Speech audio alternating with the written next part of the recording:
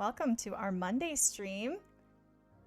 Nice to see all of you. We've got a lot planned for today because I know that many of you guys have trouble drawing faces.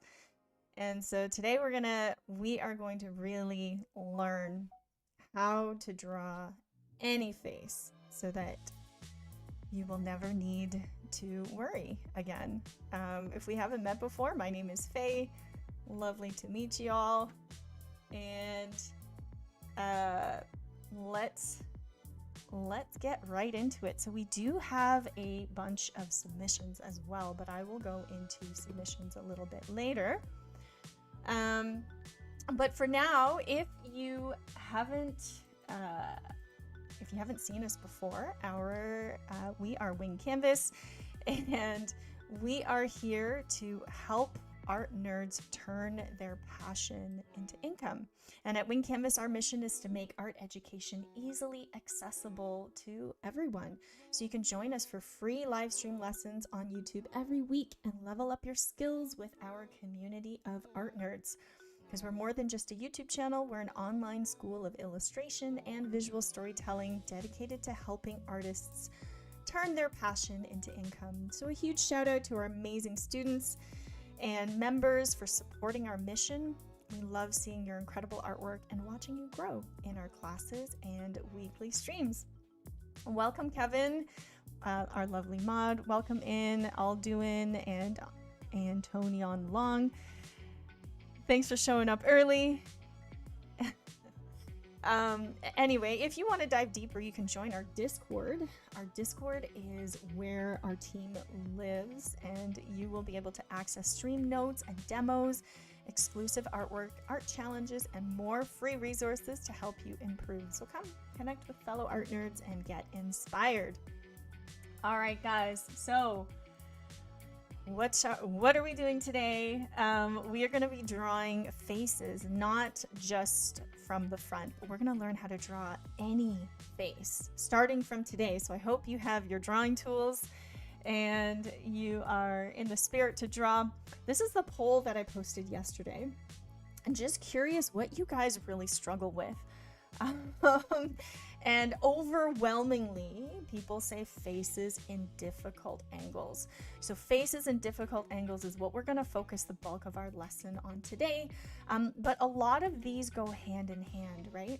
Sometimes we need to learn one thing before we learn another thing. So out of all four things, the most important thing when it comes to drawing faces is proportions. Proportions is number one, because if you don't know how to draw proportions, then you won't be able to draw faces in difficult angles, right? So you kind of have to learn facial proportions before the rest. So in order of priority, I would say number one is facial proportions. Number two is faces in difficult angles. Number three is variety, and then shading and structure is definitely important as well. But you really can't do the faces in difficult angles without knowing facial proportions first. So let me know in the chat if you are a beginner. If you are a complete beginner, just say beginner in the chat so that I know who you are and how many people are here who are beginners. Otherwise, the most difficult thing that all of you guys have said is faces in difficult angles. So this is what we're going to tackle next. Faces in difficult angles. And then three, we're going to cover some variety. And then four, if we have time, we can go into some shading. And we'll be talking about structure throughout. So if you understand structure, then you're going to know how to shade. Very simple. All right, guys, I see some familiar faces. Hello, Tia, one of our lovely students. Welcome in. You're sort of a semi-beginner, says Ghost Necromana. I am more sort of used to drawing faces in a more cartoon anime style. Cool. that's okay. You don't have to draw realistic faces, but what we want to do in the beginning is study realistic faces, because once we know how to draw realistic faces, then other things get a lot easier, right? So this is our plan for today. And if we haven't met before, my name is Faye. I specialize in portraiture and figure drawing, and one of my favorite subjects to draw is faces. So I've been drawing faces for way too long, decades. And I'm going to show you how to draw them really quickly. Okay, so we're going to look at this face. I know some of you guys already know how to draw faces from the front, so I thought I would show you guys how to draw a face with a big smile, because a lot of people struggle with drawing teeth. So what we're going to do is we're just going to draw a face from the front first, and we're going to review our proportions, okay? And let me know in the chat if you're joining in from Europe, because we actually moved our stream time from the evening Eastern time to noon to serve you guys better. So hopefully if you are from Europe, give us a shout out. We'd love to know where you're joining from, and hopefully this stream time works better for everybody. All right, so what we're gonna do is we're gonna first review facial proportions, okay? So I like to use the ball and shield method. So the ball and shield method is also known as the Loomis method. And basically you draw a ball, and then you kind of find the halfway point on that ball, and then you duplicate it down here. So this is for like an average adult face, right? And then so we bring this down over here, and we are also going to draw midline all the way down. And by the way, guys, this stream is sponsored by XP Pen. I'm actually using an XP pen. It's a 24-inch tablet, and I absolutely love it. So thank you, XP Pen, who sponsored this stream, who have an amazing selection of digital art tablets. Very affordable options for both beginner and advanced artists. So if you're looking for an affordable and reliable digital tablet, go browse their store. You'll find the link in the description below. Speaking of XP Pen, we also do a lot of free workshops on XP Pen's server on their Discord. So don't just join our Discord, join their Discord so that you can attend Wing Canvas workshops for free. Right now, Josh is actually doing a series of character design workshops. So don't miss those. All right, so once we kind of have that ball and shield, right? This is like the just like the basic structure that we want to follow with a face from the front. Now with adults, right? Adults would be, the shield would be about half of the ball. Whereas if you're drawing a child, right? A child's face would be a lot shorter. So a child's face might be about there, right? Whereas an adult face would be much longer. So just keep that in mind, that we are just drawing adult proportions. Okay. And then once you have that ball and shield in, then you're going to find the middle. So not the middle of the ball, but the middle of your actual face. And this is the line of the eyes, right? And then once you know the line of the eyes, then you can kind of find the halfway point here. So halfway between the eyes and the bottom of the face. And this is the line of the nose. Line of the nose, okay? And then a lot of people think that the line of the mouth is actually right in the middle, but it's not. It's actually closer to the nose than the eyes, okay? So it's kind of like a third. If I divided this into 3, right? It's kind of like the first line here. So this would be the mouth. All right. Oh, Big Snake Boss, thanks for dropping in. Thank you for the welcome. Yeah, I broke a few bones, actually 4 bones in my in my leg and my foot, and had surgery 2 weeks ago. So this is my first time teaching, but I'm feeling much better now. Thanks for joining in. Yeah, it wasn't fun. It's not fun to not be able to walk. I really, really appreciate my left leg in a new way I've never appreciated before. But yeah, really happy to be back. Okay, so now that we have these horizontal landmarks, now we can start to draw in her face, right?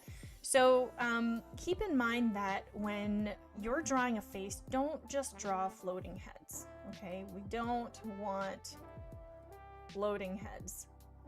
And I'll tell you why. If you draw a floating head, there's no context for the rest of the body. And when there's no context, it becomes really difficult to tell a story, okay? So we do not want floating heads. So what we're gonna do is we're gonna draw in her neck and her shoulders, okay? This should be fairly easy to do, especially from the front.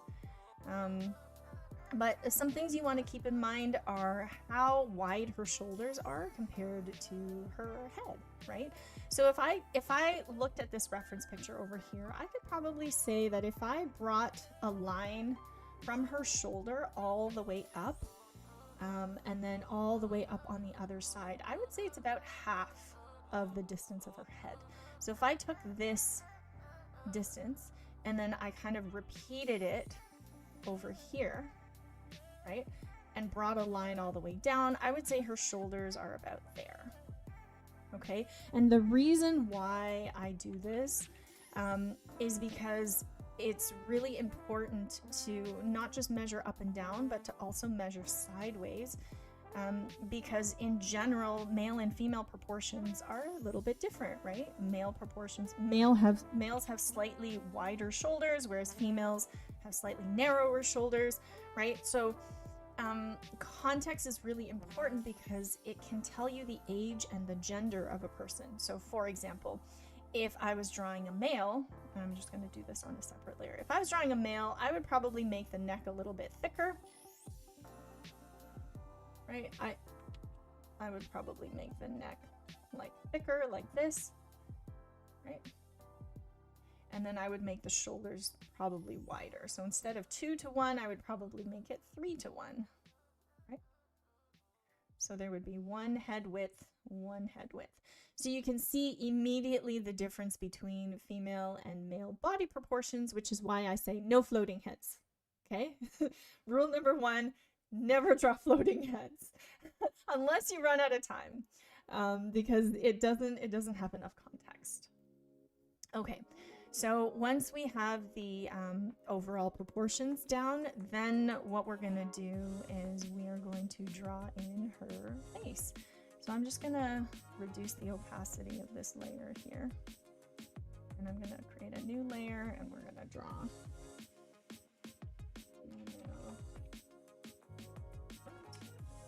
By the way, I am using a program called Rebelle 8, and this is, I've been using Rebelle 7 for a long time, but Rebelle 8 is an upgraded version, and I quite like it. It's very, very easy to use, and it looks almost traditional-like, right? Like you can choose the type of paper you use, so when you zoom in, you can see that there's like a nice texture on this paper that mimics actual paper, and then the brushes that you use actually interact with each type of paper differently, so it's wonderful, and it feels very much like pencil, more than any other program I've ever used. So feel free to check out Rebelle if you like working traditionally, but you like the benefits of digital.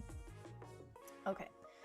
So once I have the overall proportions, you can see what I'm doing is I'm modifying her face shape a little bit because she's smiling. She's got the great big smile, which means her jaws are wider, right? And she's kind of got a square-ish face. there's different types of face shapes. So there is like a square, there is rectangle, right? There is more of like a square plus a triangle, and sometimes there's faces that are very triangular. There are different types of face shapes, and so this is what you want to pay attention to, right? Sometimes it's like square at the bottom and round at the top, and sometimes it's square at the top and round at the bottom. And so really look at what type of shapes you want to use to get the best likeness for that person. All right. Yeah, some Krita users, shout out, I use Krita too. Yeah, but Rebelle has some really, really cool paper textures. Let me actually just show you some since we're here. So if I press on this, you can kind of see these are all of the different textures. So I can change the paper, you know, to something with more texture, and you can download a bunch of other different types of papers. And they have very cool edges as well. So I like the hot press because it has a little bit of texture, but it also isn't super flat. Okay, and then you can change the color of the paper as well. So pretty cool feature there. All right, so she's kind of got a face that is kind of like this shape, right? It's kind of like a square and a little bit of a triangle at the bottom. So you want to notice what shape somebody's face is to avoid same face syndrome, right? Same face syndrome is like the same shape for everybody's face, and that's kind of what you want to avoid. And so right now I'm going to kind of sketch out the shape of her hair, right? And the reason I sketch out the shape of hair is also for variety, and also just to kind of get it out of the way, because you can get a lot of likeness just from somebody's hair shape, right? So in other words, if I only had, you know, 10 minutes to draw somebody on the subway, you betcha I'll be drawing their hair before I go into too many details about their face, because hair is one of the one of the differentiating factors when you're drawing faces. Okay, so now that I have her hair shape in, you can see that like hair is also based on shapes. So you definitely want to prioritize and think about what shapes are like best represent her hair. So for example, on the left side, the hair shape is kind of like this, right? Whereas on the right side, her hair is kind of like this. They're both kind of triangle shapes, right? Except I've sort of modified the edges a little bit, but I've kept those shapes in mind. All right. Now the next thing I'm going to do is to notice where her mouth is. In this case, she's smiling, so her face is actually going to be longer. So when somebody is smiling, showing teeth, the line of their eyes is no longer in the middle. The line of their eyes goes a little bit higher. And that's because when you open your mouth, you're adding more of a length to your jaw. Okay, so what I'm going to do here is I'm actually going to sketch out her mouth, and her mouth isn't exactly in the middle either. It's kind of like closer to one side than the other side, and I'm just going to draw in the shape of her mouth. Okay, just the shape. Okay, so once I draw in the shape of her mouth, then I'm going to kind of work backwards and say, okay, her nose is going to be about here.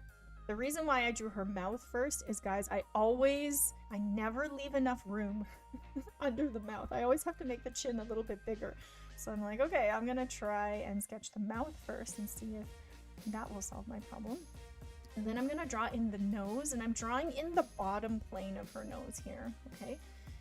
I usually draw in the bottom plane of somebody's nose because it has more information than if I kind of, like, I see a lot of people draw noses like this. They'll go like, ooh, there's a big garlic stalk right there. And instead of drawing that, you kind of want to draw noses more like upside down triangles. Sometimes it's this way, sometimes it's this way, depending on how the nose is, like if you're looking up at it or if you're looking down at it. And sometimes some noses turn up and some noses turn down, right? So in this case, I'm really just drawing the bottom plane of the nose for now. And then if I go from the edge of the nose all the way up, and I'm going to draw this on my first layer here. If I drew a line all the way from the corner of the nose, it should align with the eyes. Okay, so these are vertical lines of alignment. And then, so from here, you should be able to find the eyes. So I'm just going to draw the eyes a little bit higher. And anytime you're drawing eyes, you kind of want to draw them at the same time, right? You don't want to draw eyes separately because you'll draw one great looking eye, and then when you draw the second one, it may not look the same. It might be off by a millimeter, and then you have to do it over again. So generally, I like to draw them at the same time. And because she's smiling, right, they're quite small, right? So I'm just gonna sketch in her eyes. And at this stage, you really don't need a lot of detail. You really just want shapes, right? You want to use big shapes to indicate everything, okay? Don't get lost in the details because then it takes too long. Now I'm going to draw the eyebrows, and eyebrows will typically align with the corner of the eyes. Sometimes it goes a little bit closer together, sometimes a little bit further away. And yes, I can use a symmetry tool, but the reason I'm not using a symmetry tool is because faces are not perfectly symmetrical. And B, I want to be fair for those of you guys drawing traditionally. I don't want to use the symmetry tool and then the people following along traditionally are like, wait for me. So I rarely use the symmetry tool, to be honest, because I actually like the imperfections that asymmetry brings to the table.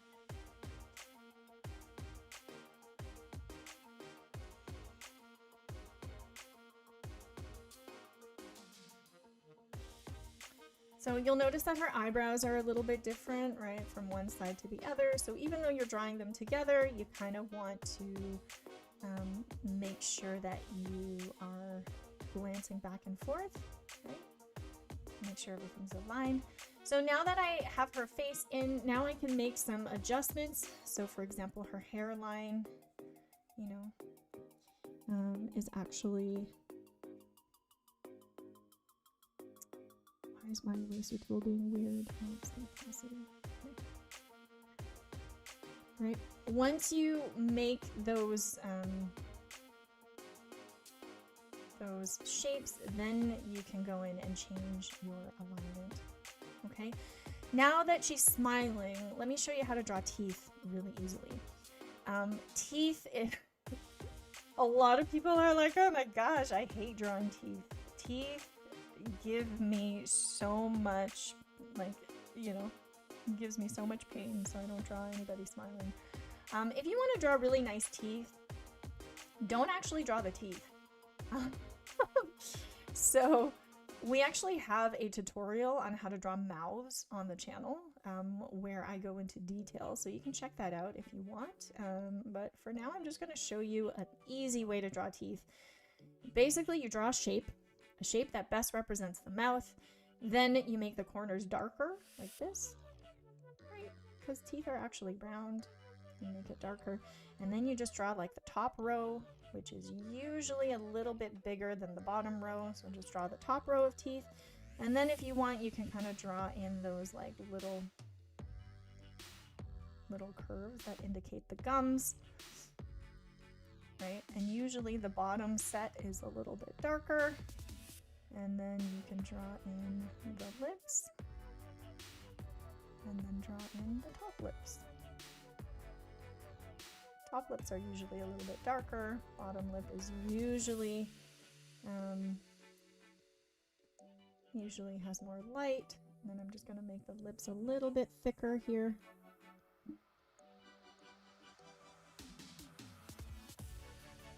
And there you go. Super easy, right? Easy, easy way of drawing mouths. Don't draw every single teeth because, or every single tooth, because then it's going to look very weird. You know, unless somebody has like a gap in between their teeth that you think is going to really showcase their character, then I would say that's fine. Or if you're drawing like a villain and they've got really sharp teeth or something, you know, that's fine too. But usually, you know, when I draw portraits, I don't really draw in all the teeth. Generally not the best idea. Okay, so this is kind of how I would approach a face from the front. And you can kind of keep in mind the proportions, right? Just the up and down proportions of the face. Usually the corner of the eyes align with the corner of the nose, and that's pretty much it, right? Pretty simple. You can look for other alignments depending on what you're drawing. Sometimes the corner of the mouth, when not open, aligns with the inside of the pupil. So for example, if her mouth was closed, right, it would actually align closer to here, right? But because her mouth is open, it's going to be wider than that, all right? Okay, so if you want to put in the ears, you can actually put them on here. So the ears will typically align with the nose and the eyes, right? So her ears, if you're drawing ears from the front, you just kind of align it with the eyes and down to the nose like that. I don't really put a lot of emphasis on ears because typically they're behind hair. They're not all that important, but ears are really, really important when it comes to understanding structure and the head in perspective. So just keep that in mind as you're drawing. All right. Well, she's got some lines on her neck here because she's smiling. Okay. So once you understand the overall proportions, like this, then you can draw any face on top of it. Okay, yeah, you just hide them behind ears. Exactly. Okay, so next what we're gonna do is we're just going to talk a little bit about proportions when it comes to drawing faces that aren't your typical standard looking face. So let's draw somebody else. We're gonna draw a little kid, okay? We're gonna draw a little boy. Little boys, you can kind of see the proportion differences, right? Between adults and kids. So I'm just gonna move this over here, and I'm gonna clone it.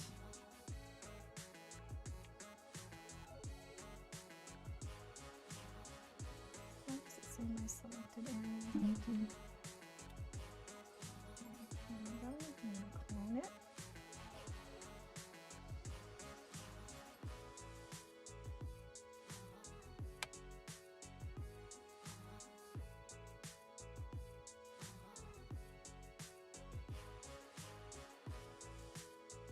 Okay, so when I'm drawing little kids, right? Little kids, generally their faces are a bit smaller than adults, right? They're typically not as long. And with this example, the little kid's face is actually pretty short. So if I were to draw the proportions over again, I'm going to create a new layer here. Of course, it's always a good idea to name everything.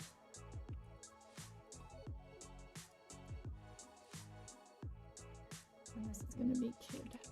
Okay, so if you're drawing a child, and depending on how old the child is, their proportions are going to be very different. So if you look at this kid, right, this kid's, you can kind of see the ball and shield. So I'm going to draw the ball there. And then if you look at like how short their face is, it's actually much shorter than this clone. It's actually kind of like here, right? Much shorter when compared with an adult.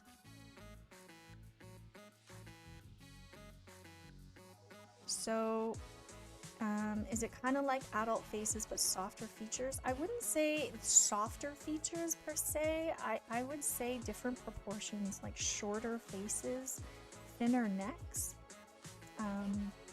smaller shoulders, right? So we're drawing in the shoulders here.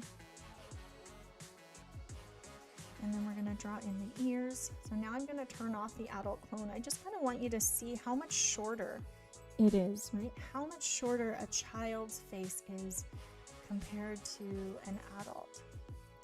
So that's why I say proportions is the most important thing that you can get right. Because once you master your proportions, then everything else just is much, much easier. All right, so what we're gonna do is then draw in the ears and then the eyes and everything like that. Okay, so the eyes on kids are typically shorter, like are typically lower, I should say, on the face than on adults, right? So if that's halfway, you could even, like, depending on how cute you want your face to be, you can actually lower it, right? So if you look at this distance versus this distance, this one is, I would say this is maybe like 60-40, right, percent in terms of the division of space. So somewhere within there, okay? And then you can see the ears. The ears are on kids are typically smaller, right? Because the overall face is smaller. So that tells you that the distance between the eyes and the nose are closer together and the whole face is a little bit shorter, okay? So in this case, you can kind of see the nose is actually above here, and he's also got a big smile, which is why his ears seem to be lower, okay? So generally speaking, if I'm gonna draw in the proportions, if I know how wide the nose is, then I will draw in these kind of up and down lines to organize the alignments for the rest of the face, right? So the length of the eye is actually the same. I would say like the distance between the eye is roughly the same as the eye itself. So if you take the length of your eye, right? Like if I take the length of the eye here,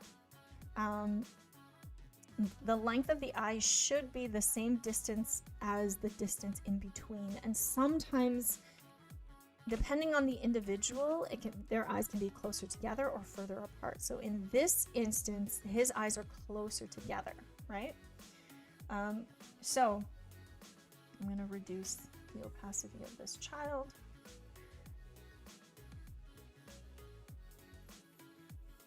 So if you guys are drawing along with me, you can kind of just draw your proportion drawing in a different color or a different layer, like me if you're working digitally. But typically, once you understand your proportions, right, everything else is easier. So let's put in this kid's hair. So again, same method. I'm sort of now modifying my initial head shape, right, to put in the hair. This kid's hair is very thin, so not a lot above the skull. Some people, they have very voluminous hair, right? Lots of volume, and so it can actually go much farther than the actual scalp. So you want to leave a little bit of room for the hair. And then you can kind of see there are some other alignments in this kid's face. So you can kind of see, for example, The eyebrows kind of do this. They're a little bit round, right? They kind of do this. And then the mouth shape, again, big smile on this kid. Mouth shape is about there, okay? Now I'm gonna go back with my black and start to draw in the rest. And usually when you have a drawing from the front, like front on, it's not exactly front on. Like even with this, you can see more of the right ear, right, than the left ear. So in that case, you know that like faces are not perfectly symmetrical. So you can use the symmetry tool. I have nothing against it. I think it's great, especially if you're working digitally.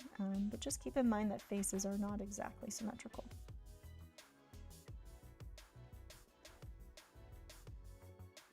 So also with eyes, right, because I'm drawing a child, I'm not actually using a lot of angles, but typically speaking, when I draw faces and I draw eyes, I will almost always use angles instead of curves because it just gives me more information.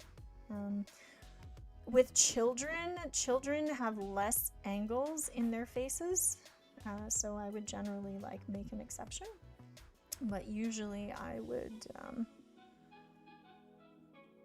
use angles. In terms of eyebrows for children, don't overdo it. Like even if a child has very thick eyebrows, right, you don't want to make them super dark because then they start looking like an adult, right? Children have, even this boy who has very thick eyebrows, you can kind of see that they're not super dark. So you can kind of leave them as whispery, you know, kind of like whispery shapes. And just try to not make them super, super dark.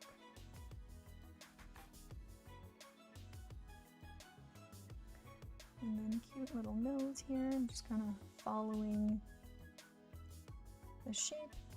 And then you can kind of see that the bottom here is in shadow, right? There's like a bottom plane that's in shadow. And then I can draw in the mouth. If you have trouble drawing in the mouth, the best thing to do is just to draw the main shape that you see and then go in and modify that shape.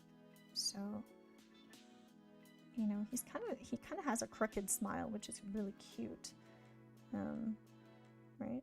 It's like it's a little crooked. So you can just kind of go in and find, there's like a bit of a hole in his tooth, which I'm gonna draw in. Right, and then like the corner. So again, suggesting is way better.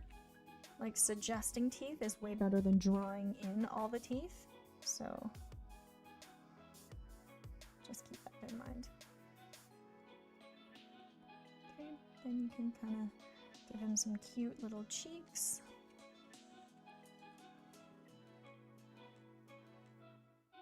And,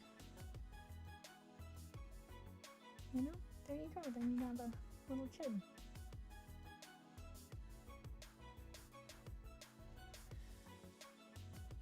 So, proportions are super important, depending on the age and the gender of who you're drawing, right? Because like male and females typically have similar proportions.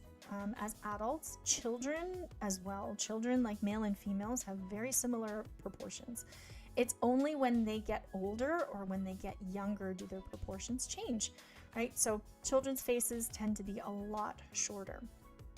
Okay, so now what we're gonna do is we're gonna draw some faces at difficult angles, and we're gonna try to maintain these proportions. Alexander says, do kids' eyes take up more space on the face? That's a good question. It depends on the child. I certainly did not have big eyes as a child. And so it depends. It depends on the child. Their faces are generally smaller, so I think you can get away with drawing bigger eyes if you're stylizing. Yeah. But again, it depends on the child. See, this child has lines, like smile lines as well. And like you can draw them in, but I wouldn't go like super dark, right? If you go super dark, then they look much older than they need to be. So, there's a lot of things that you see that you don't need to put in because, for example, like the under eye circles, like should I put them in? I could, but they make him look kind of tired, right? So maybe they're just a little bit softer, right? And maybe you don't need them at all. Less is more.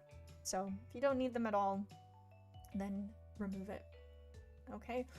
If you do want to draw the sides of noses, you can. Just keep in mind not to overdo it because you never want noses to look like this, right? That looks terrible. And I can't tell you how many times I see people draw noses like that. Do not draw noses like that. Just draw the bottom plane and go from there. Okay. All right. So we covered facial proportions. Let me know if you guys have any questions about proportions. And then we're going to move on to faces at difficult angles. So let me just organize some of these. I'm just gonna turn them off and then organize them later.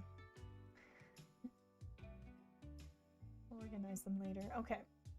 So next we're gonna draw faces in difficult angles. So let me move this kid.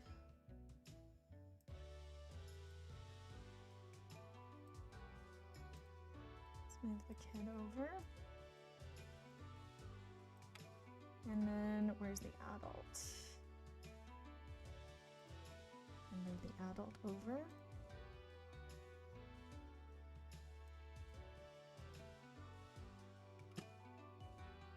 So I'm just showing you guys how to draw faces in like the most simplistic way possible.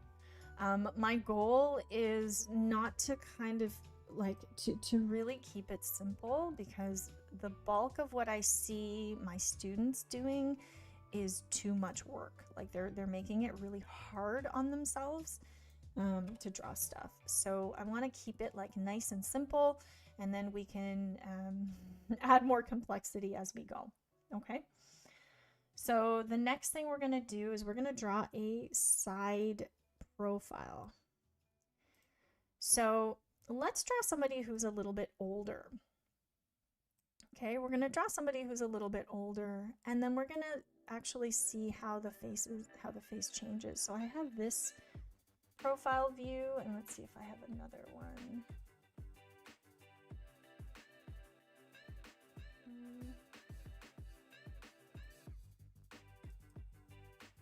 I have this one. This one is going to be a really difficult angle. So if you guys want to practice getting faces in difficult angles, the best thing to do is actually to practice drawing them with timed practice, right? Because with timed practice, you really get a chance to work on your speed, and with speed comes confidence. So a lot of people will tell me, oh Faye, my drawings actually look better when I draw faster, and that's actually quite common. So it's only because you don't have an eraser, you don't actually have the time to erase stuff. So it becomes a lot harder, right? When you have too much time. Whereas if you only have a minute, then you can't really overthink it. All right, so let's create a new layer. We're going to draw a profile.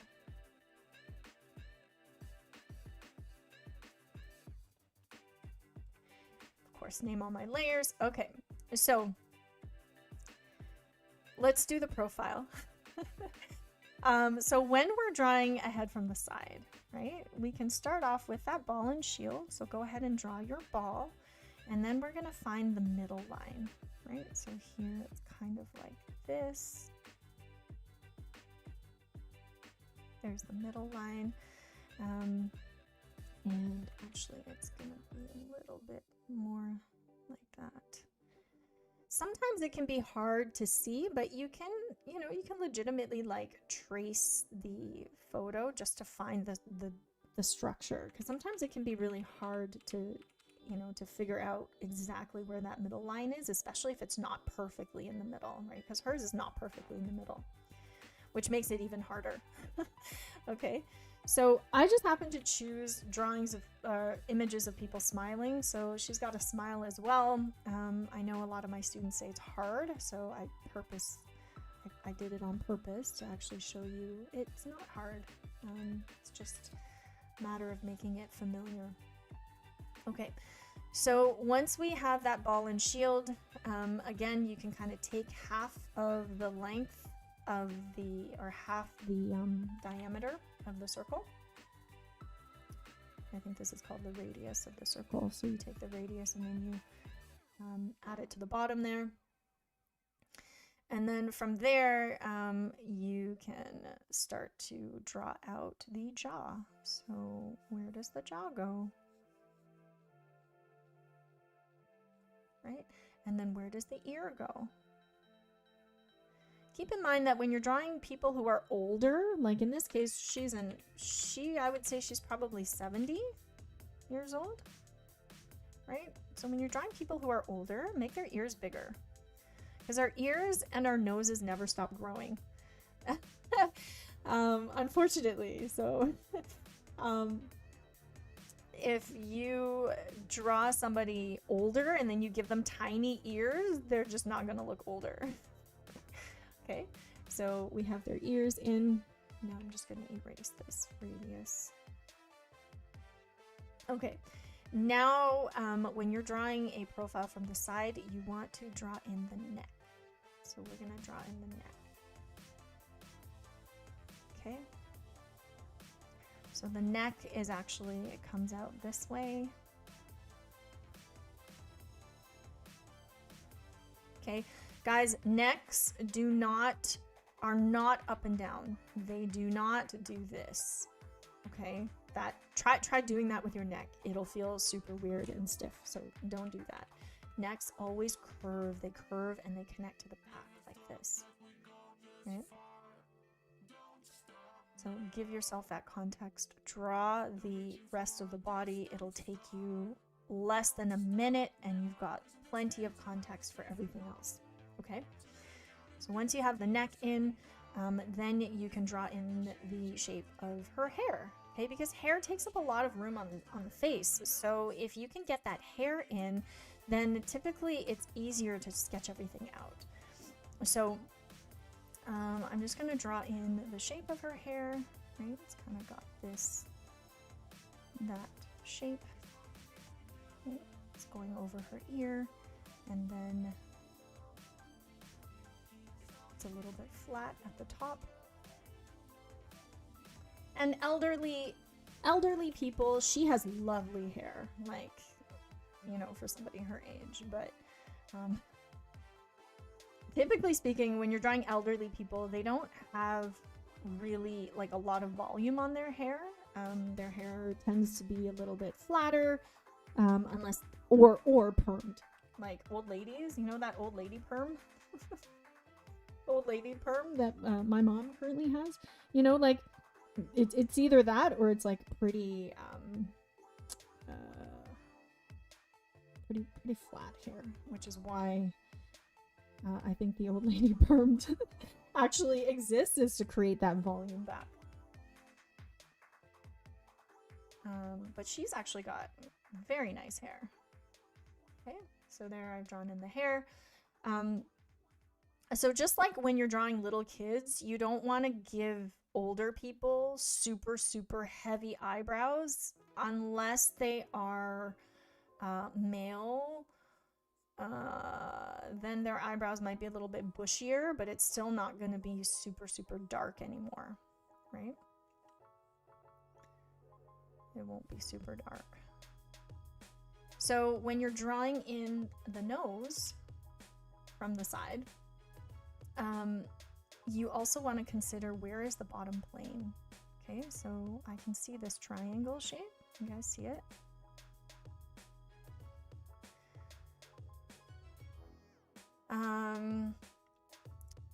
I'm going to show you guys how to answer your question, Goat Necromana, how to draw stylized noses.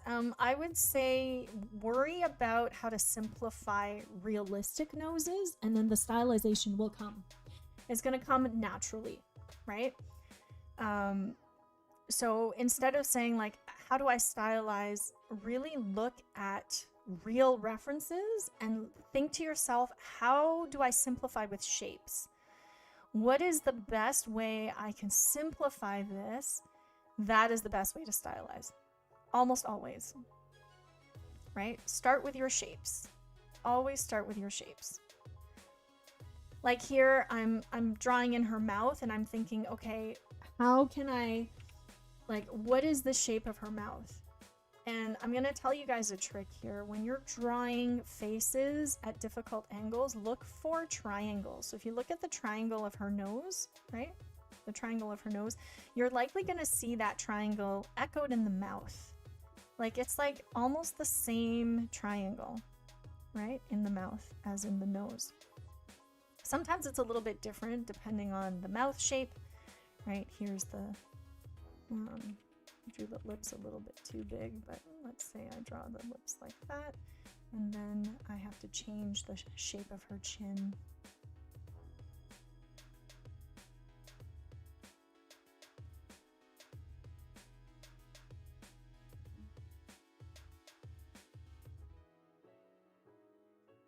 I'm like, oh my goodness, her chin is super big. Right? Super big. So that makes her jaw a little bit longer. And then I'm gonna have to adjust all of these lines. I told you, I always make the chins too small. It's like something that I know that I always do. So if you notice that there's something that you always do as well, then you can kind of like maybe draw that first. That's why I'm drawing the mouth first, because I am aware that I always make the chin too small. I'd rather edit my proportions sooner rather than later, right? Okay, so you can see older people generally have longer faces, they have more pronounced chins, and generally thinner lips, bigger noses. I'm going to draw in the nostril of her nose. I could probably make her nose a little bit bigger if I wanted to exaggerate it even more. And then I'm going to move on to her eyes. Now I'm going to show you the easiest way to draw eyes from the side. Okay. Now this isn't a perfect profile. In a perfect profile, eyes would kind of look like the greater than symbol, like greater than less than symbol, right? So they kind of look like this, right? So this is our eyeball, like here, right? That's our eyeball. And then the pupil and the iris is generally here. And then you can put in some lashes and then maybe like, right? A fold or something like that. And then eyes are generally in shadow. So I would draw something like that, okay? But because this is not a perfect profile, you're gonna see a little bit more of that triangle shape. So you're gonna kind of see more of this shape, right? Really study the shape of eyes. So I'm gonna zoom into this here. And you can actually see most people, when they draw eyes from the side, they make them too long. They make them too long because they're thinking about eyes from the front, and it doesn't actually work. So if you look at her eye, right, you can kind of see the corner there. There's the corner of her eye. You can see a little bit of the of her iris, right? And she's got light eyes, so generally looks something like this. And I also made it too wide, right? It kind of ends like this. There's like a few lashes there.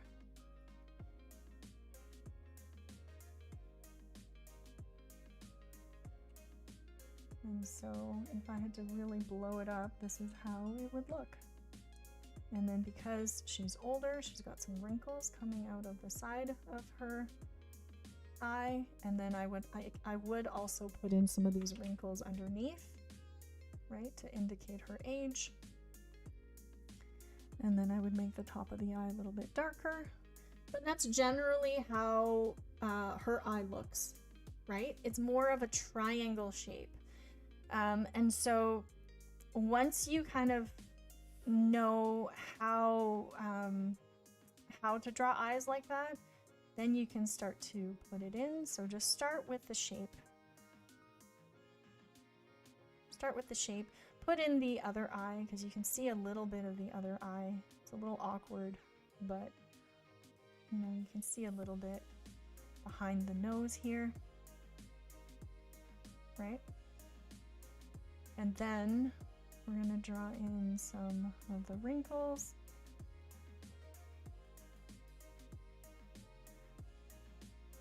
Your drawing looks like a very old grandma. I'm glad. That's kind of what we're going for. This lady looks like she's taken really good care of herself, but we're still drawing a grandma, so all good. And my drawing tools are pretty rough. I don't want it to be necessarily perfect. It's more of just a demo.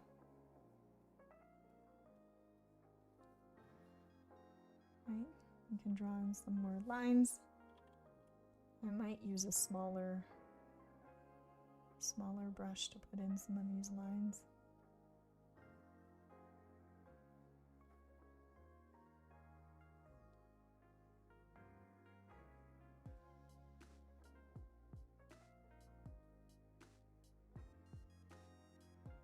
And then you can add some more wrinkles. And then start to erase your circle.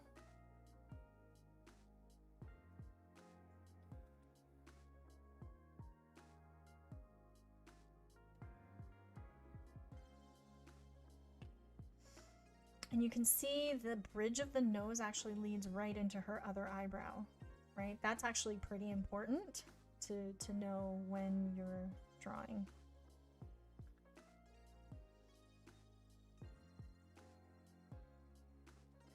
In terms of the ear, I don't really put in a ton of detail. I don't really think it's necessary,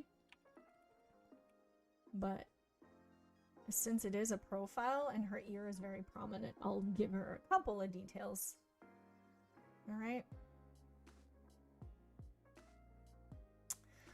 All right, guys, so now you know how to make people look young or old, right? And that's powerful because, you know, there's so many times where we draw a character and then we realize, oh, they actually look a lot older than I had wanted them to, or they look kind of female and I want them to look more male, right? Like these are all things that are solved with proportions. Okay, so now that we've drawn a face from the front, a face from the side, and this is quite a difficult angle. Now let's draw a face that's like looking up, like the reference above me. Okay, this is a really, really hard one. And I'll show you how to draw someone in a very difficult angle. So let me just move her. Let's move the older lady over here. And let's draw this lady here. Okay.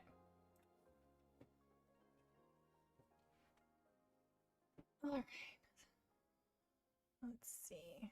So I'm going to create a new layer.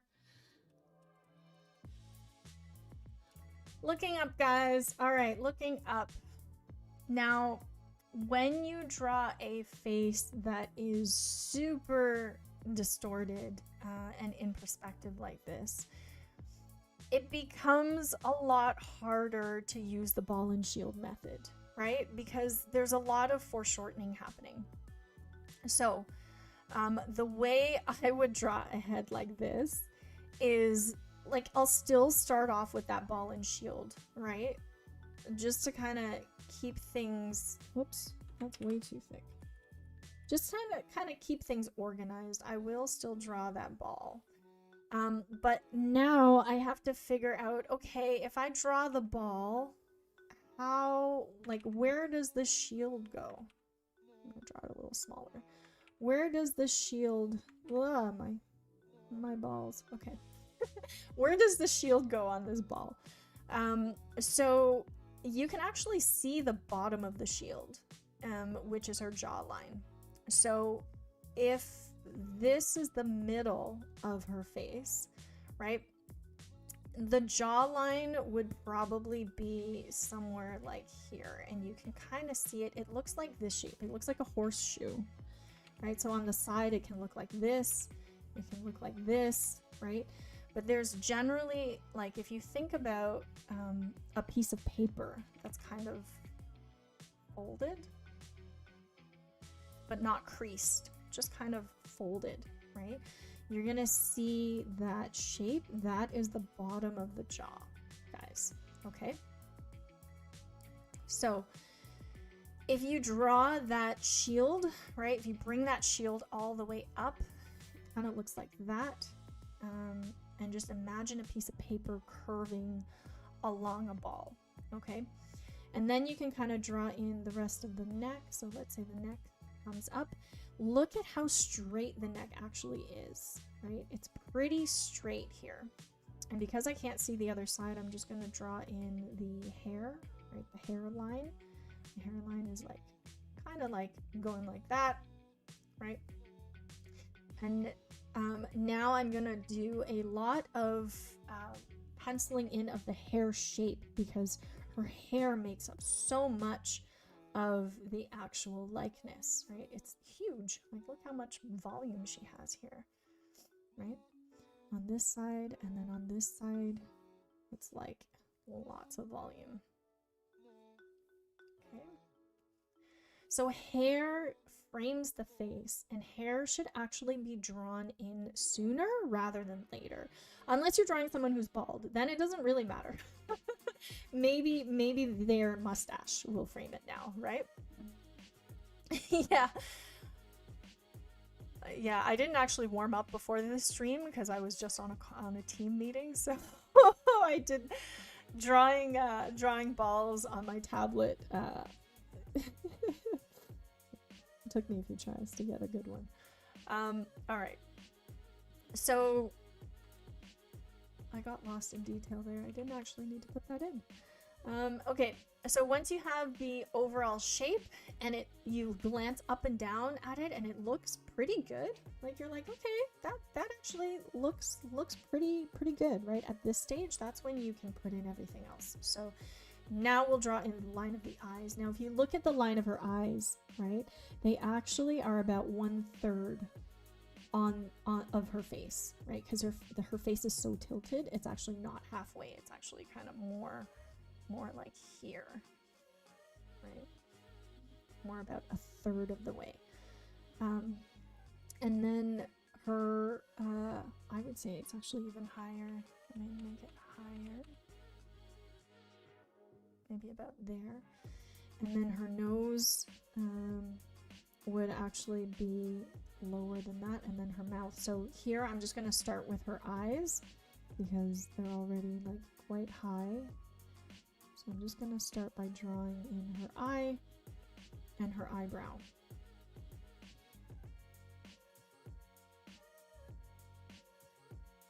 Okay, so you can start at the bottom or you can start at the top. It doesn't really matter as long as you you're comfortable, right? Starting wherever you start.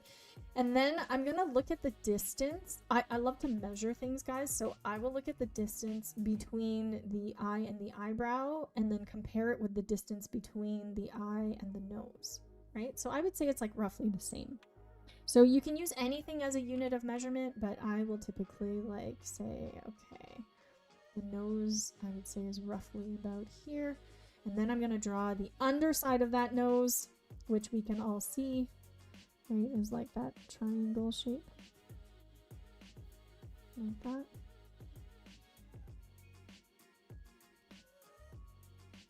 Right, and then I'm gonna connect it.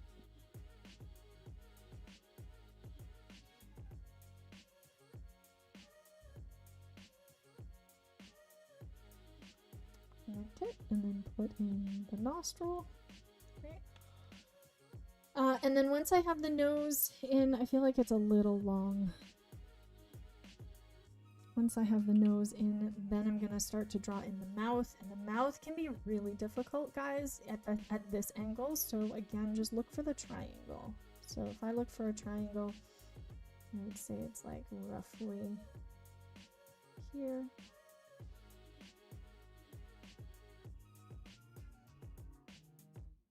Right, then I'm gonna wrap the lip around. There's the top lip. The bottom lip goes a little bit farther, like this. And then I'm gonna have to edit her chin, right? Because her chin doesn't come out that far. It actually comes out about here.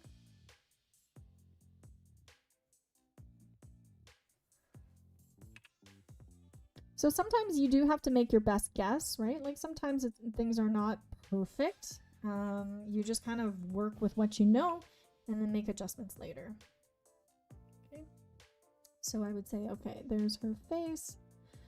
And then you can't really see any ears, or you can't really see where they would go, but I think it's still important to map it out. So if you bring the nose line over here, you can kind of figure out where her ear would go, right, on her head, and then you would also figure out where her neck would go, somewhere like along here.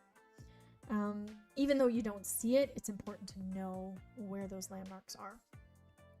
Okay, and then in this case, you can just take a big brush and start to put in her hair.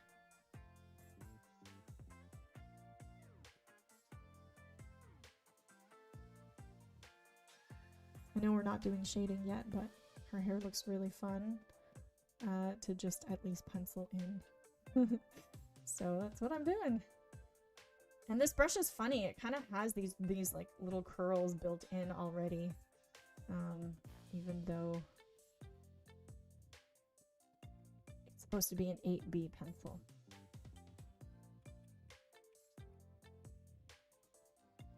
And you can add in some of those details. And then generally speaking, I will shade in the bottom of the neck. So if you look, once you put in some shading, like some value in the hair, you'll start to notice that there's like subtle shading on the face, and usually it's just underneath that chin, right? So I can kind of shade in the chin just very softly.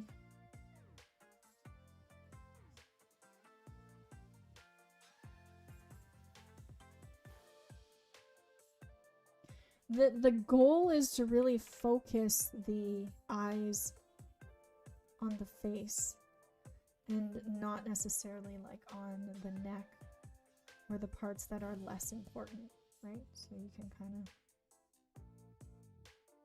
make it a little bit darker.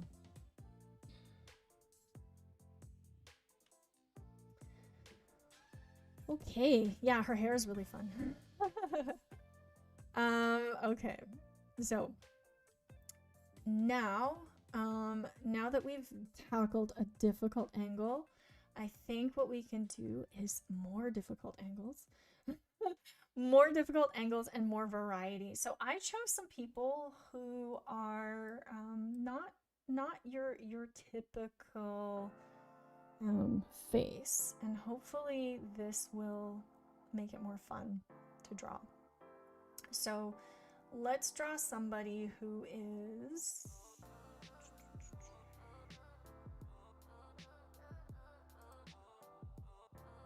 Oh no, I'm saving that one for value. Yeah, let's draw this guy over here. Oh yeah, let's draw him. Not a typical face, but a very, lots of character in his face, right? So we can talk about stylization too, right? How to make somebody look like them, but also stylized, because that's really fun. Okay, so let's start.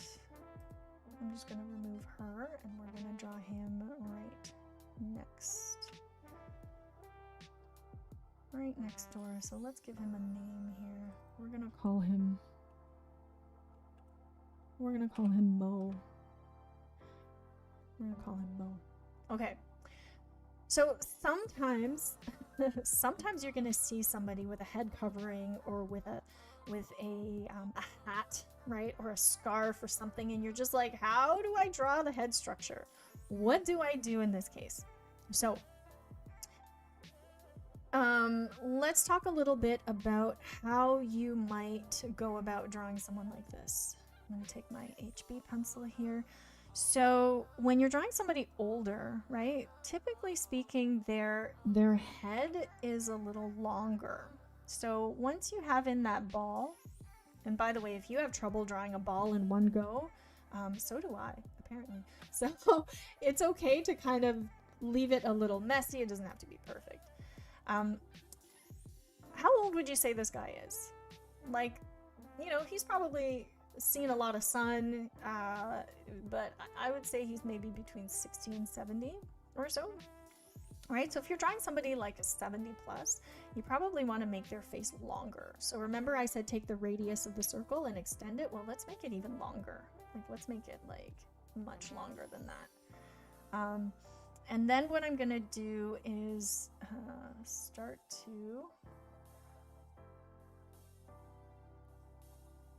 to put in that ball and shield.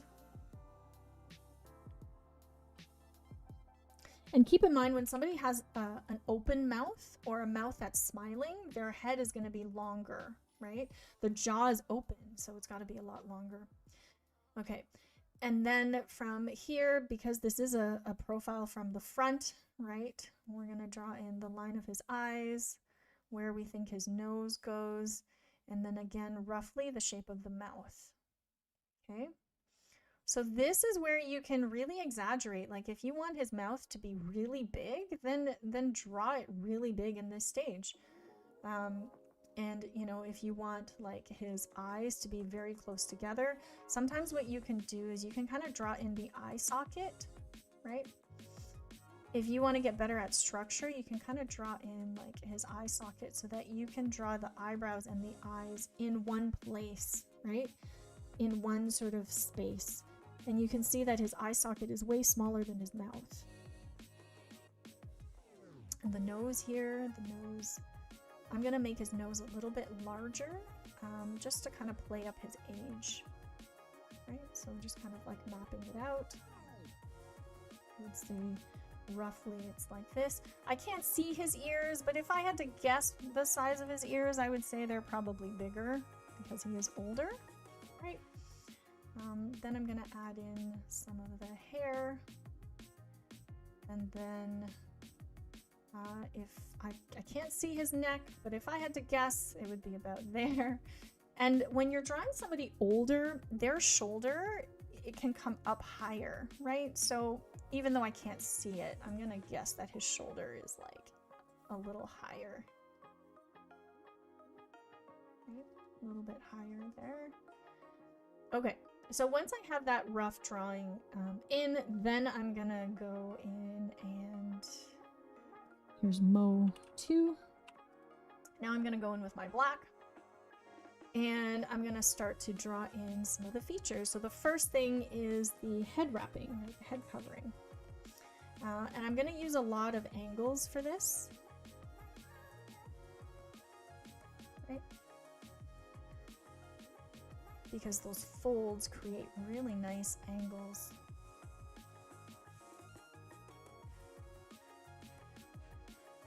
I can see all of his chin. I'm just like really looking for ways to frame his face, right? You want to make sure that the head covering is not smaller than the structure of his face, which is why we draw in the structure first, right? If we didn't draw in the structure first, then we wouldn't really know how to cover it, right? It's almost like people are like, oh, I don't know how to draw clothes. Help me draw clothes. I'm like, well, you kind of have to learn how to draw the figure because clothes rest on the figure. So if you don't know how to draw the figure and you're just drawing flat clothes, right? Like, you got to know what's underneath. You got to know like the structure that's underneath so that you can draw clothes that actually look like they belong on the person instead of just like flat stuff. So that's why I put his ears in, because if I didn't, then I can't account for that, right? In this example. So you can see some of that bulk is coming from his ears. How long should the face be? Sometimes if it's a slight smile, I think it doesn't change the head much. If it's a smile that is not showing teeth, then it's probably not going to change the length of the face by much. However, if the smile is showing teeth, like in this example, it definitely will make the face longer. So what you can do is you can actually take the distance of the opening, right? Like take the height of the opening of the mouth. And then go from there, right? Okay. So, okay, so I got the head covering in. I mean, you don't have to draw every single line, just like whatever you need in order for it to feel like cloth, right? Like, I'm gonna leave the other side out because I don't think we need it. Okay, so now let's draw his face. So with his face, I'm just going to draw in some of the hair. Again, he's older, so the hair is kind of flat, not really too much volume. And a lot of his character is in his eyes and his mouth, right? So much character in those two places. So the first thing I'm going to do is probably draw in his eyes, because my map of the face looks pretty good. So you can kind of see like his eyebrows are sort of inside the eye sockets. They're just kind of dark. He's got some wrinkles here. I'm just gonna make my brush really big and just give it a dusting, like just a dusting of brows. Dusting of brows.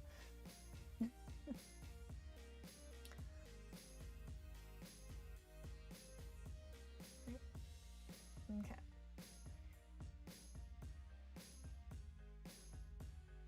All right, and then you can draw his eyes. So find the corners of those eyes. You can see they run right into his eyebrow. And you can make his eyes bigger or smaller. It's really up to you to stylize, right?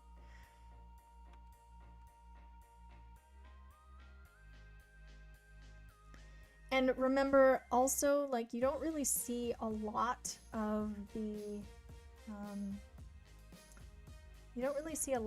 iris, especially on people who are older. Their eyes generally tend to be a little smaller. Just from pure like gravity, like just from wrinkling and drooping. Yeah, it's not fun getting old. But like there's just less visible white of the eyes. Right, so I generally make them a little bit darker, and a lot of the times they'll like run into the eyebrow. Like on people who are much older, the eyes and the eyebrows are almost like connected, right? So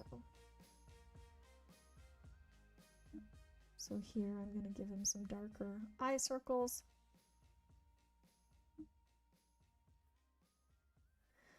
And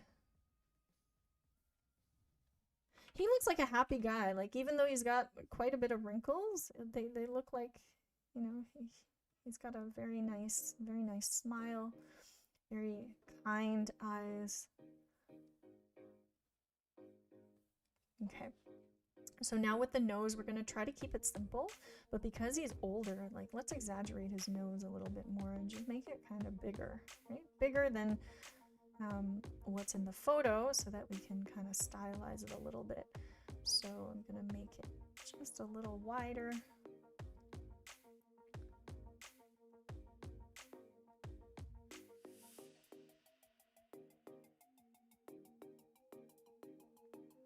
Your version is looking like a German grandma from the 50s. Well, he does kind of have a babushka look, right? So it's cool. I think it's okay. Mostly the head covering. So yeah, the head covering looks very much like a female thing, like accessory, right? So the trick here is to make him look male while giving him kind of these like female accessories. So one of the things you could do is kind of use more angles in the face. So instead of making his nose like very round, I'm actually going to make his nose kind of squarish and see if that helps with the character, like of the gender, right? So instead of making the nose super round, it's going to be more squarish. Okay, and once I put in his mustache, that's gonna help a lot. Definitely help a lot.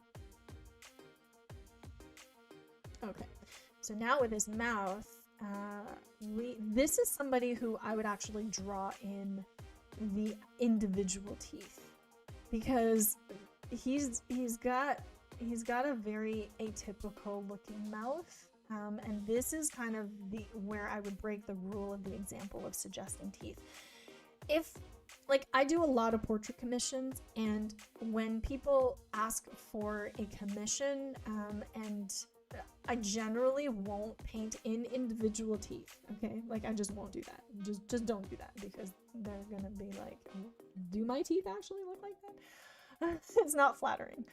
But because this portrait and the goal of this particular exercise is to draw people who are not typical, and like we're not like trying to make them look pretty, we're trying to not draw same faces, right? We're trying to like put more variety in the faces and show more character.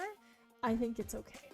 I think in this case it's okay to exaggerate, right?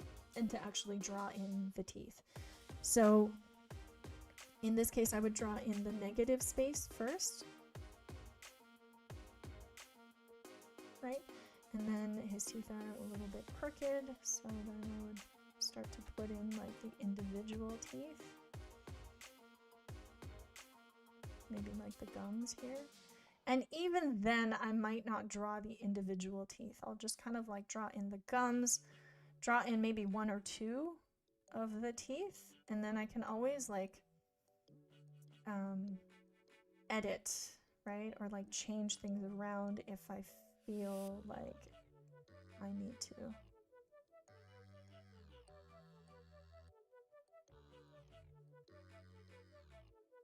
Like, I think it's more helpful to actually draw that gradient,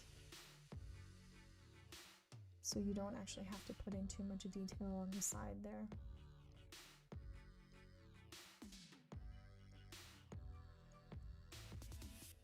All right, so now let's put in some hair. I'll move on to my 4B here and start to draw in some hair.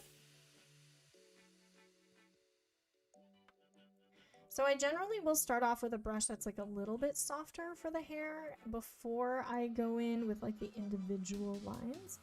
And this is just to kind of keep it simple, not overcomplicate,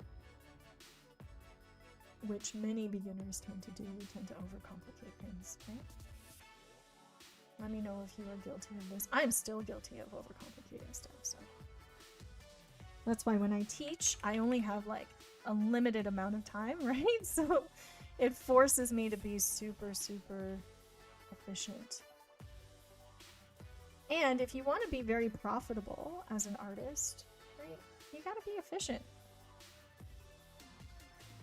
You can't, like, if you get commissioned to do a portrait, and you know, you're calculating the price based on what you think it will take for you to do hourly, then if you finish it faster, then you make more money, right? So speed is one of those things that you don't really think about, but it definitely can help you become more profitable.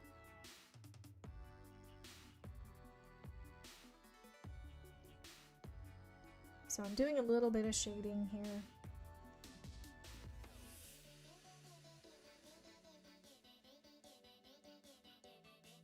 To kind of show you how I would approach the shading without doing way too much, right? Because he kind of has these lines here that extend beyond his face.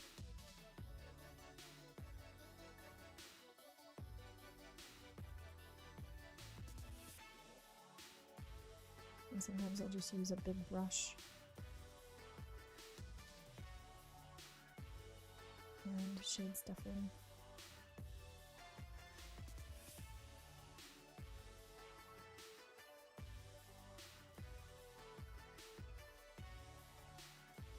With shading, I find that most people don't use big enough brushes. They'll use like the smallest brush they could possibly find, and then it takes forever to shade something, right? Instead, try to use the biggest brush you can possibly find. You'll save a lot more time. All right, so there we go. We drew somebody older with a more distinct face. And if you're drawing along with me, you can now actually share your artwork on our YouTube community page. You can actually post artwork there. It's a new feature that we noticed YouTube rolled out recently. But, you know, we love to see your artwork on the Discord. So if you haven't joined the Discord yet, make sure you do. Lots of good stuff on there. We drop freebies all the time.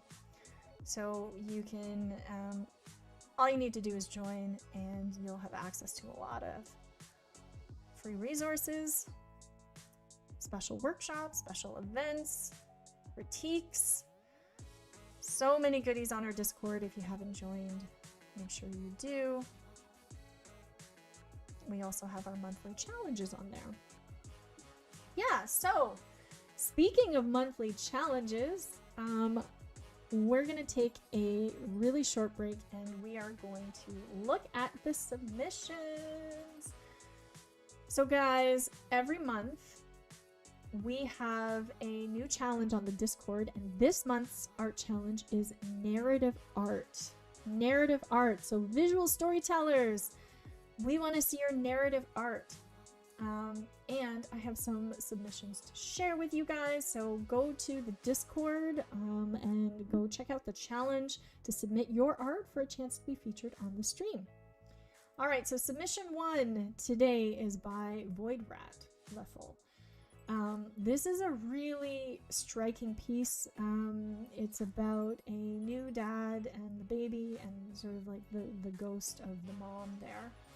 Who passed away, and I thought that this was really beautiful and emotional, and I commend you for doing a piece like this.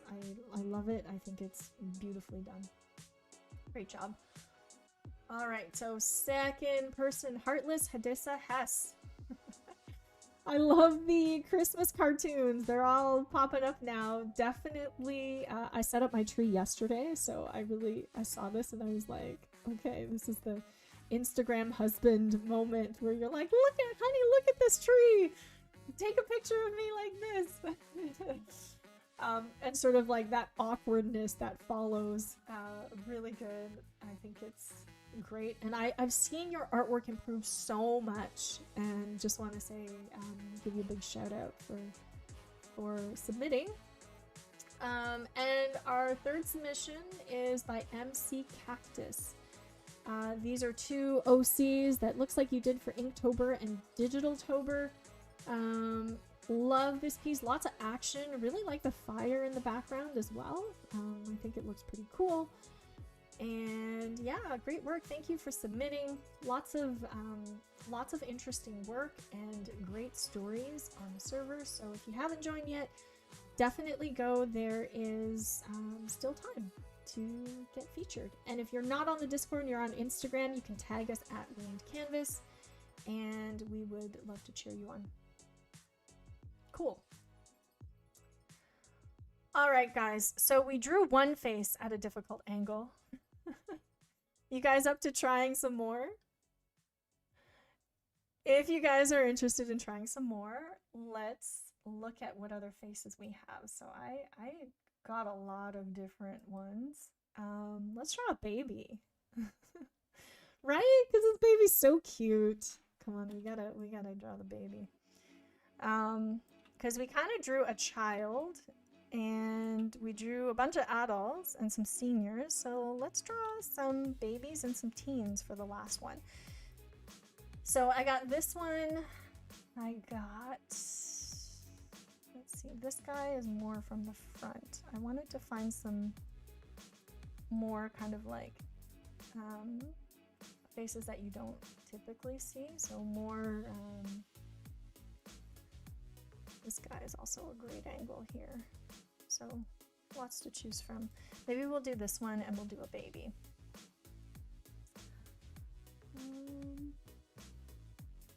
Also have somebody wearing glasses. If you guys struggle with drawing people with glasses, I think we have time to do about 2 more. And then we can also talk about shading. Do you guys want to do glasses or do you want to do baby? Let me know. Let me know in the chat which one you want to do first. So, let's see what other difficult angles I have.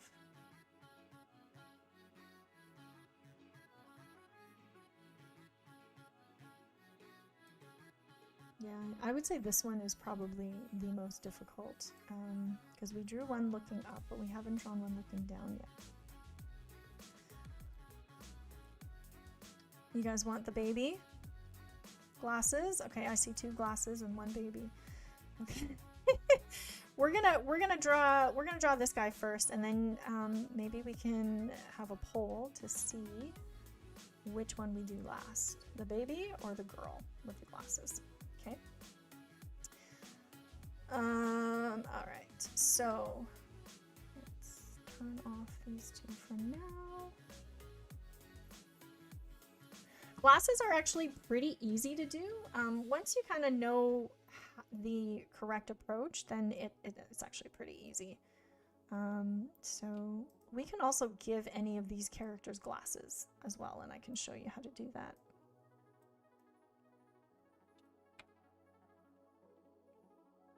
All right. So up next, this guy.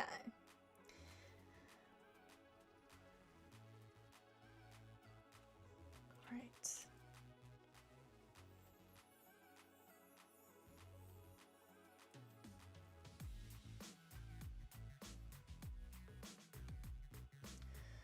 Okay, so when you're drawing a face looking down, let me create a new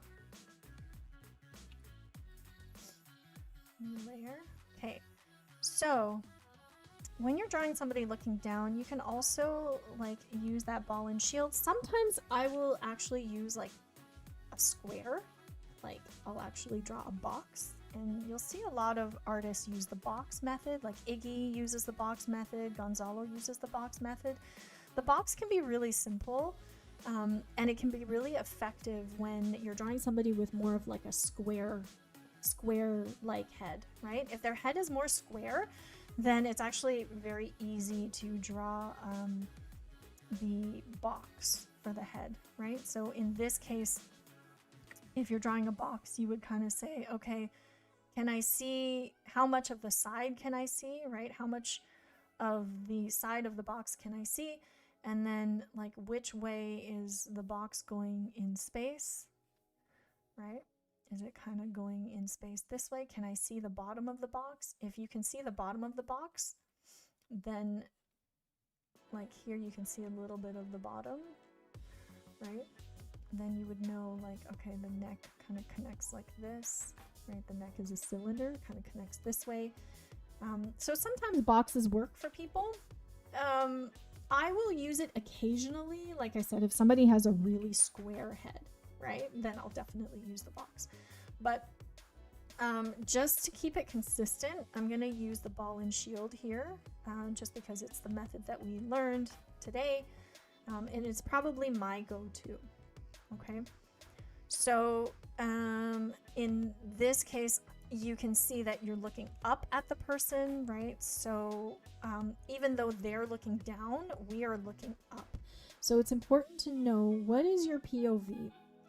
What is your point of view on this person? Are you looking up at them or are you looking down at them? Okay, because if you are looking up at them, so say this is my POV right here. This is my eye. I'm looking up at them, okay? If I'm looking up at them, then I'm going to see the bottom of their chin. If I'm looking down at somebody, right, then I'm going to see the top of their head. So it's actually really important to know where your POV is, because it's going to help you with a lot of things, especially with perspective and like placing certain things properly. Okay.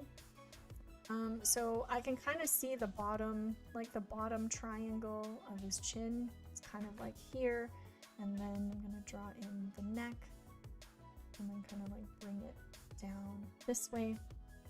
And then you can see, like, let's map out where his eyes are, right? So if you think about the side of the face, so if you think about this line here, right, of the side of the box, that's why boxes can be really effective, is because you roughly know like where the side of the face is, right?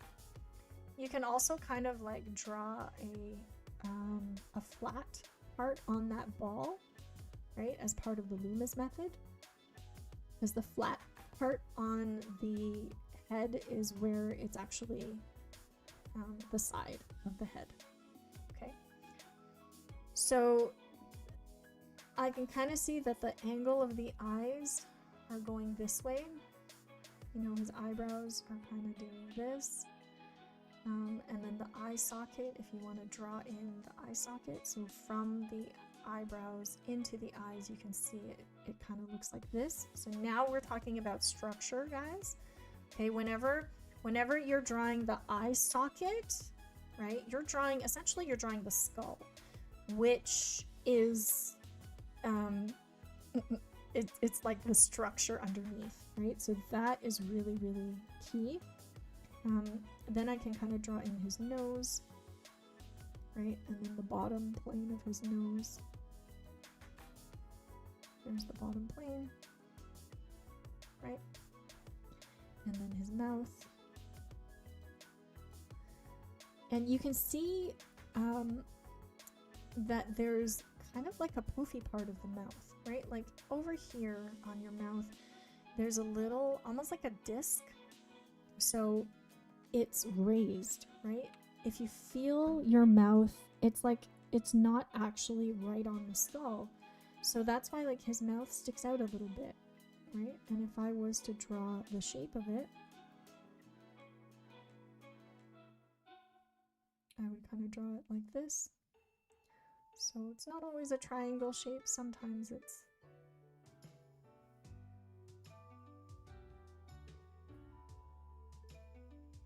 can be like more rectangular like this, right? And you can see it starts to go in like this, and then his chin is underneath. I actually left myself enough room this time, like barely, but it's there.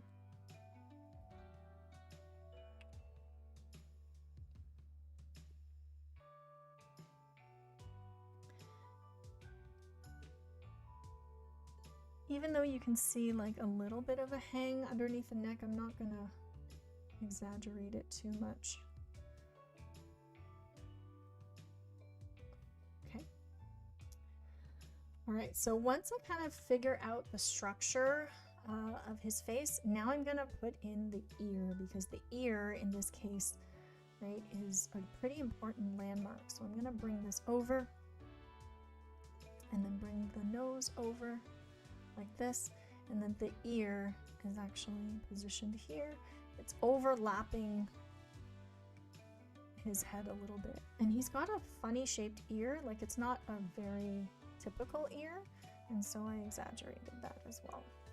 Okay, and then once you have this,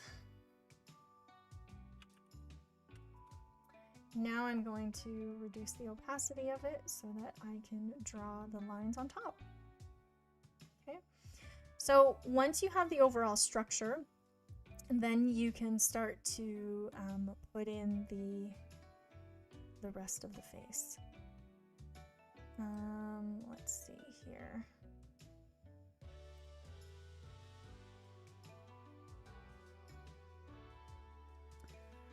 Okay, so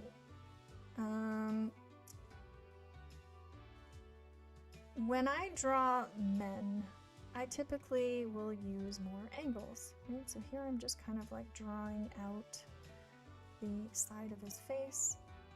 I'm not going to stylize it too much.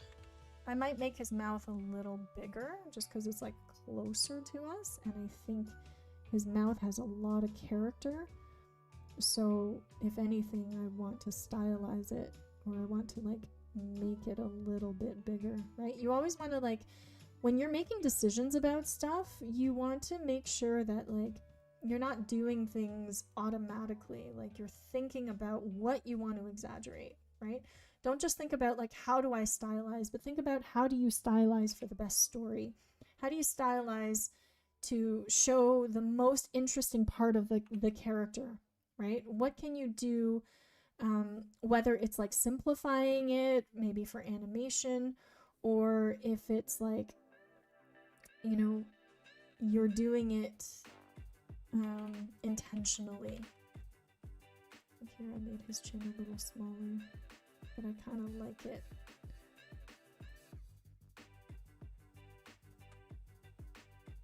Do I like that extra bump? We'll see. We'll see. It kind of makes him look a little bit more threatening, like a little bit stronger, maybe a little bit older. If I make it a little smaller.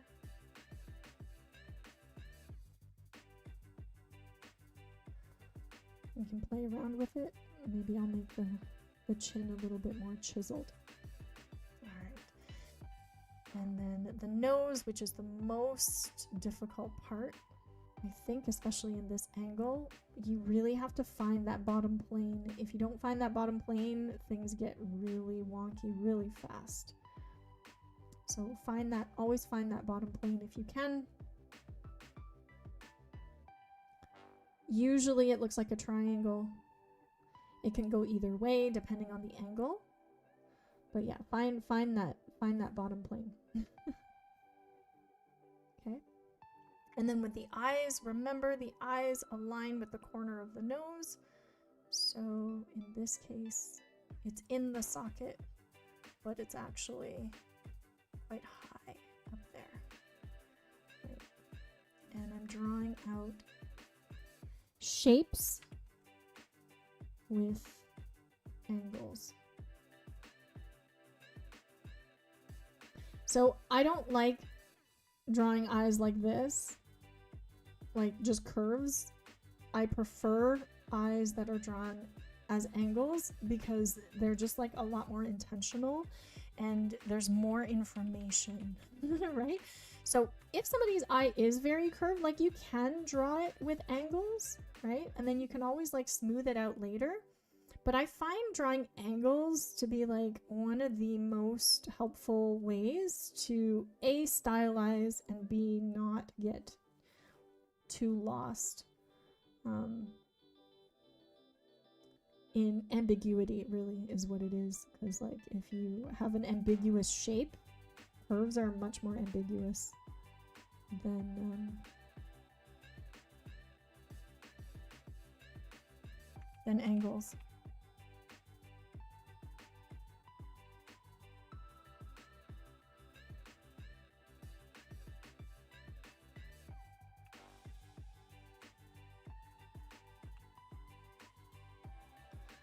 So you can see I'm just kind of like trying some different things with the eyes, making sure I'm drawing both of them together. Yeah, we've been drawing for almost 2 hours. You're tired, eh? That's all right. That's okay. You can take a short break and shake out your hands and keep going. Should you post your drawing in the traditional digital art channel or post it somewhere else on Discord? You can post it traditional if you work traditionally, or digital if you work digitally.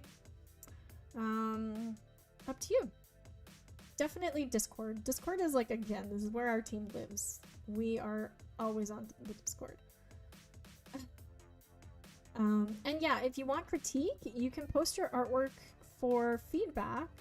We have a wonderful community of volunteers who have been trained by yours truly to offer critique.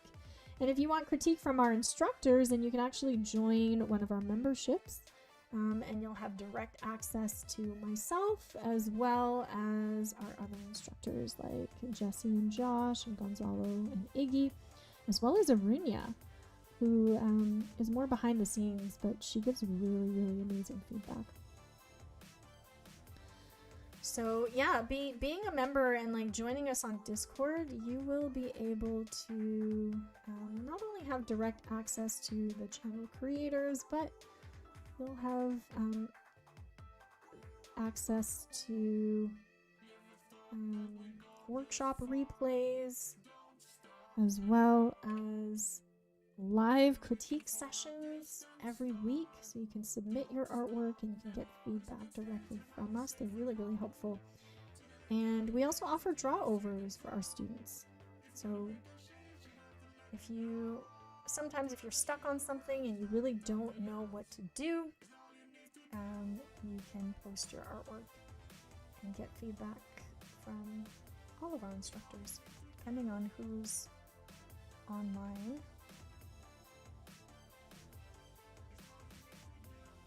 So it can be really helpful. Definitely join our Discord if you haven't.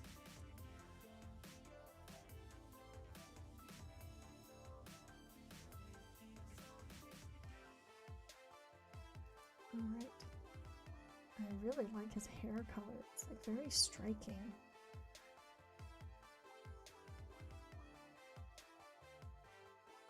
Very striking hair. All right. So there you go. You can kind of see how you can sort of stylize while preserving the look of somebody, right? You can definitely use the simplified method to really level up your drawings and level up your work. Now, if you wanted to give it some very simple shading, I realize like when you're shading somebody with a darker skin tone, right, you kind of have to start off with more of a mid-tone, or even like between a mid-tone and like a dark, right? And then you can kind of work your way through it. But if I had to just give it some very simple shading, so imagine that I drew this on gray paper, right? So if I drew it on gray paper, then what I can do is just kind of shade in some of the important areas. Like for example, the upper lip should always be in shadow. The nose, I know I said the nose, right, has like a plane that you probably want to be in shadow. Underneath the lips would be in shadow, and then usually the eye socket is in shadow. Right, so if you like really wanted just to add a little bit of shading to it, you can just take a big brush, like either like a charcoal texture or some kind of textured brush, and just go in and give it a little bit of a tone. Right.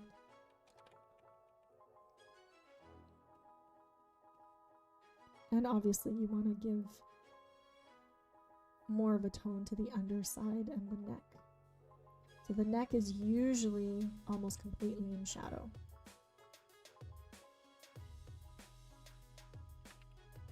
And I'm using pencil pressure here, so it can get a little bit too dark if I press too hard.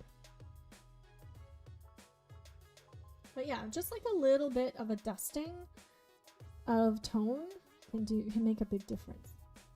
Especially here, like along his cheekbone.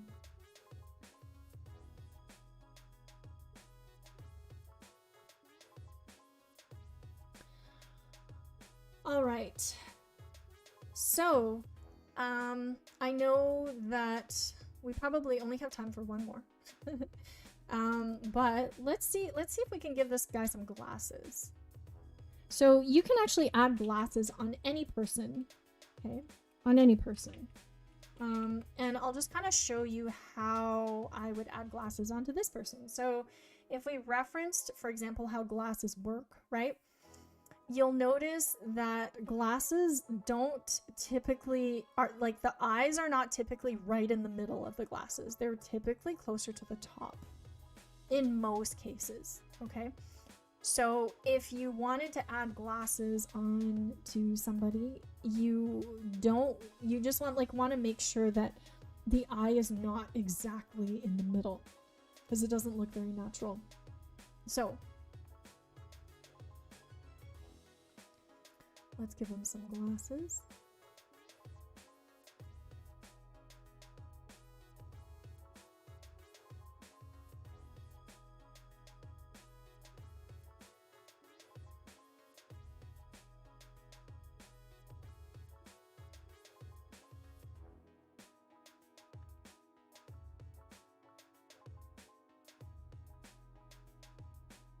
Right, you basically would just draw frames around them and then maybe like a nose piece. And then I typically don't really close the frames of the glasses. And I think I made this a little bit too long, so I would probably make this a little shorter.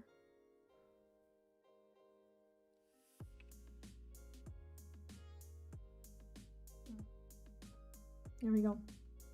So glasses are pretty easy, right? Pretty easy to draw. Just make sure that the eyes are not in the middle. What program am I using today? I am using Rebelle 8. Rebelle 8 Pro. Really, really great program. I love it. It's so much fun and it feels like traditional. So it's great. And it has amazing like metallics and watercolor drips and like lots of really cool texture for oils.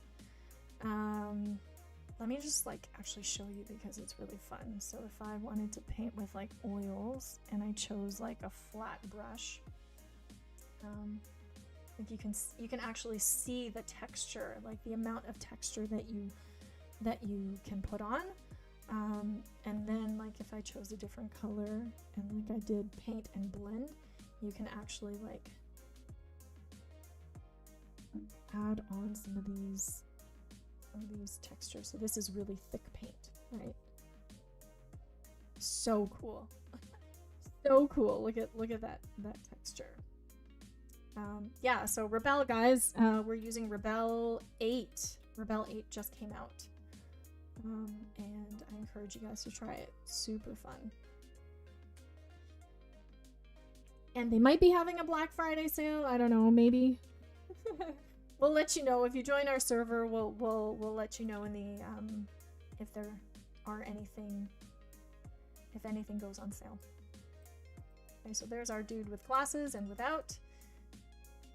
Okie dokie. So since we already do glasses, let's draw the baby now, because he's a fun little guy to end on.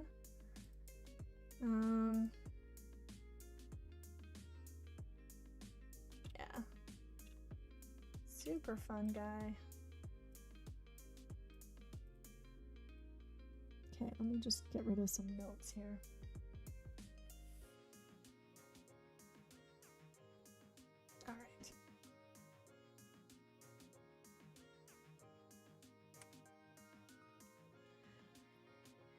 Okay, so baby faces. Baby faces are super cute. And very easy to draw, actually. And you might think this is an easy angle, but it's not. This is a really difficult angle because it kind of looks like it's from the front, but it's not. It's like it's almost like you're looking up at them. Okay, now let's look at baby proportions. So baby proportions, you start off with that ball. Whoops, too big. Okay, we'll start off with this ball, and then we'll find the middle line, which is probably about there, and then we'll draw in these big baby cheeks. Big baby cheeks. You gotta go like really big on those baby cheeks. Since I can see the ears on this baby, I'm gonna draw them in, because with the ears you'll be able to map out where everything goes.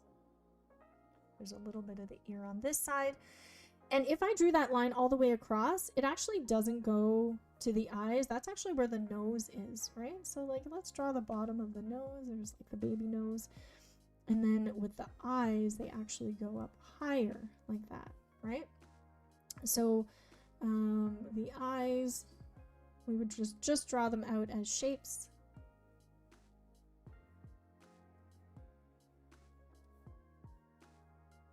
And they're going to be curving up, right?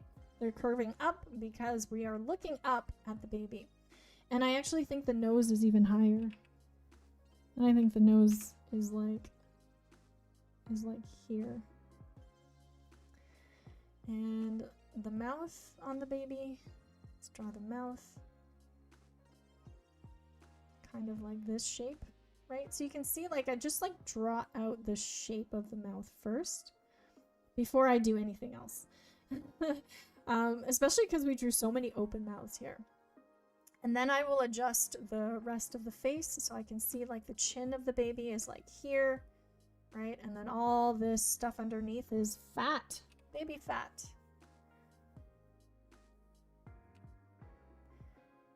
The cutest of them all is the baby fat. I'm gonna make the ears shorter and smaller to make the baby look cuter. Right, so this is kind of like my first pass at it. There's the neck. And then if you wanted to draw like the whole body of the baby, it's actually not hard. Like you can see, okay, these are the hands, right? It's kind of tummy time right now. There's the back of the baby, and there's the front of the baby. That's the hands, right? So you don't actually have to draw out everything. Just like give me some context. Tell me what my POV is so that I have more information when I'm looking at something. Okay, yeah, the baby chunk, super cute. Okay, so now that I have this in, then I can create a new layer. I'm gonna call this baby 2. I generally like to have 2 passes at things, right? The first pass is more for structure and proportions, and then the second pass is for me to actually do the line art, right? So now very quickly I will draw in the lines. I'm going to start by drawing in the eyes, and you'll notice that the eyes on this baby are very, they're very curvy. And there's really not a lot of opening. Like it's actually quite small because they're looking up. I can't tell if this is a boy or a girl, but I think babies are all pretty gender neutral for the most part. Like kids, it's really hard to tell. Like, if I dress my son in pink, everybody would think he's a girl. And he's, right? It's just, it's hard to tell. It's easier to tell the gender when, you know, after puberty. But on kids, it's very similar. Okay, I can kind of see now that the mouth is a little bit misaligned, right? Like I'm always kind of judging my previous drawing based on, you know, where I'm at now, and I can kind of see that the mouth is actually wider on the right and less wide on the left.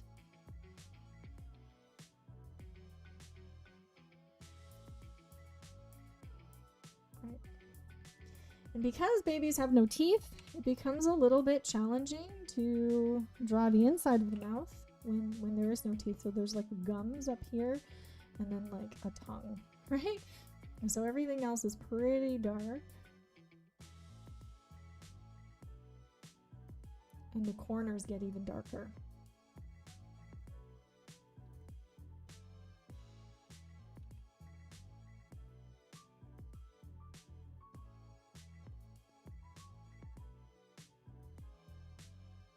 And I think it's a little bit lower.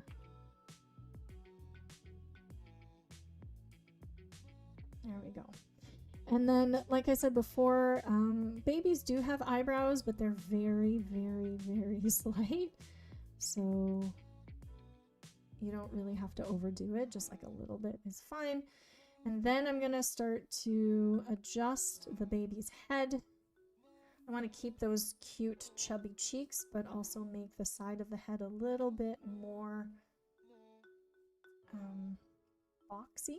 Like this baby's got kind of like a squarish head at the top, and then it's like very super round at the bottom, right?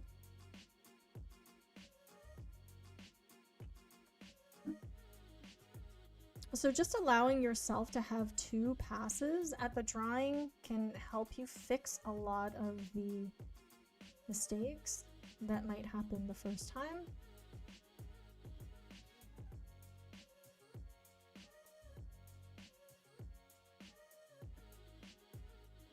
Right? You gotta give yourself a little bit of grace sometimes when you don't catch it the first time.